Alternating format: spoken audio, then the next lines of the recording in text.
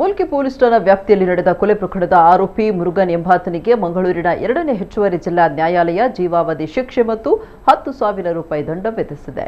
2022ರ March 19ರಂದು ರಾತ್ರಿ 9:45ಕ್ಕೆ ಬಪ್ಪನಾಡು ಗ್ರಾಮದ ಮುಲ್ಕಿಪೇಟೆಯಲ್ಲಿ ಉಲ್ಲಂಜೆ ನಿವಾಸಿ 47 ವರ್ಷದ ಹರೀಶ್ ಸಾಲ್ಯಾನ್ ಎಂಬಾತನನ್ನ ಹಣಕಾಸಿನ ದ್ವೇಷದಿಂದ ಆರೋಪಿ ಮುರುಗನ್ ಸಿಮೆಂಟ್ ಕಾಂಕ್ರೀಟ್ ಸಹಿತ ಇರುವ ಕೆಂಪು ಕಲ್ಲಿನಿಂದ ಜಜ್ಜಿ ಕೊಲೆ ಮಾಡಿದ್ದ ಅಂತ ಆರೋಪಿಸಲಾಗಿದ್ದು, ಈ ಬಗ್ಗೆ ಮುಲ್ಕಿ ಠಾಣೆಯಲ್ಲಿ ಪ್ರಕರಣ ದಾಖಲಾಗಿತ್ತು. ಪ್ರಕರಣದ ತನಿಖೆ ನಡೆಸಿದ ಪೊಲೀಸ್ ಇನ್ಸ್ಪೆಕ್ಟರ್ ಕುಸುಮಾಧರ್ ನ್ಯಾಯಾಲಯಕ್ಕೆ ದೋಷಾರೋಪಣಾ ಪಟ್ಟಿ ಸಲ್ಲಿಸಿದ್ರು.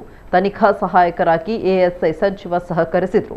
ಪ್ರಕರಣದ ವಿಚಾರಣೆಯನ್ನು ಕೈಗೆತ್ತಿಕೊಂಡ 2ನೇ ಹೆಚ್ಚುವರಿ ಜಿಲ್ಲಾ ನ್ಯಾಯಾಲಯದ ನ್ಯಾಯಾಧೀಶ ಜಗದೀಶ್ ವಿಎನ್ ಅವರು ಆರೋಪ ಸಾಬೀತಾಗಿದೆ ಎಂಬ ತೀರ್ಮಾನಕ್ಕೆ ಬಂದು ಆರೋಪಿಗೆ ಜೀವಾವಧಿ ಶಿಕ್ಷೆ ವಿಧಿಸಿ ತೀರ್ಪು ನೀಡಿದರು.